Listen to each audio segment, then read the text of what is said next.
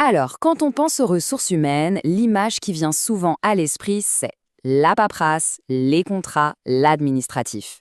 Eh bien, il est temps de mettre ce cliché de côté.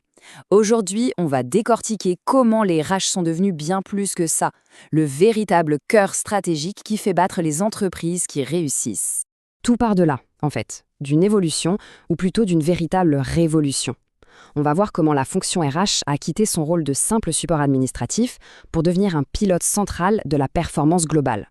Et ce schéma, il résume tout parfaitement. Hier, on parlait administration, paperasse, coordination. Aujourd'hui, les mots-clés ont radicalement changé. On parle stratégie, performance et surtout, on met l'accent sur l'humain et la dimension psychologique. C'est un changement de paradigme complet. Une bonne stratégie RH, ça ne démarre pas avec une offre d'emploi. Non, non, ça commence bien en amont. C'est tout un art de se projeter, d'essayer de deviner de quoi l'entreprise aura besoin demain. Et pour ça, il y a un outil, un acronyme un peu barbare, la GPEC. Il faut voir ça comme le GPS de l'entreprise pour ses talents. Ça permet de savoir où on est, où on veut aller et quel est le meilleur chemin pour y parvenir en termes de compétences. Concrètement, cette GPEC, elle va chercher à identifier deux types d'écarts. D'un côté, l'écart quantitatif, est-ce qu'on aura assez de monde ou trop? Et de l'autre, l'écart qualitatif, qui peut être encore plus crucial, est-ce qu'on aura les bonnes compétences pour les défis à venir? Bon, une fois que ce manque est identifié, que ce soit en nombre de personnes ou en savoir-faire, là, une autre étape commence. Et c'est une étape critique, la recherche du bon talent. Et attention, il faut vraiment insister là-dessus. Recruter, ce n'est pas juste remplir une case vide dans un organigramme. C'est un acte de gestion majeur. C'est lourd, c'est engageant, et oui, c'est risqué. Le risque, il n'est pas que financier.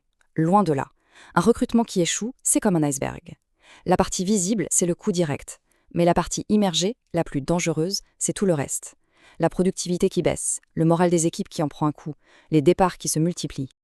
Alors, disons qu'on a trouvé la perle rare. C'est super, mais le travail ne fait que commencer. La vraie stratégie, c'est de continuer à investir sur cette personne, de la faire grandir. C'est précisément là que la formation entre en jeu. Et ce n'est pas une dépense, c'est un investissement. Un investissement stratégique pour que l'entreprise reste souple, innovante et tout simplement compétitive. Et ce développement, il se fait sur deux niveaux.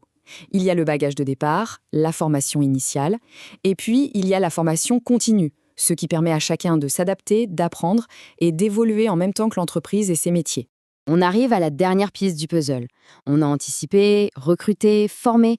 Maintenant, la question qui se pose, c'est comment on valorise tout ce travail? Comment on récompense l'engagement et la performance? Alors, d'un point de vue purement comptable, la rémunération, c'est énorme. La masse salariale peut représenter de 30 à 70% des coûts totaux d'une boîte. C'est dire à quel point la manière dont on la gère est absolument stratégique. Et pour ça, il n'y a pas une seule méthode. On peut payer au temps passé, classiquement, on peut payer au rendement en fonction des résultats, ou, et c'est de plus en plus courant, on peut opter pour un système mixte avec un fixe pour la sécurité et du variable pour motiver la performance. Et voilà, la boucle est bouclée. On voit bien que ce ne sont pas des étapes isolées. Anticiper, recruter, développer, récompenser, tout ça forme un cercle vertueux. C'est ce mouvement perpétuel qui est le véritable moteur de l'organisation. Tout ça nous amène à une dernière question, et une question ouverte. Le monde du travail change à une vitesse folle. Alors à votre avis, dans ce cycle qu'on vient de décrire, quelle est la fonction, l'étape qui sera la plus décisive, la plus critique pour les entreprises de demain? La réflexion est lancée.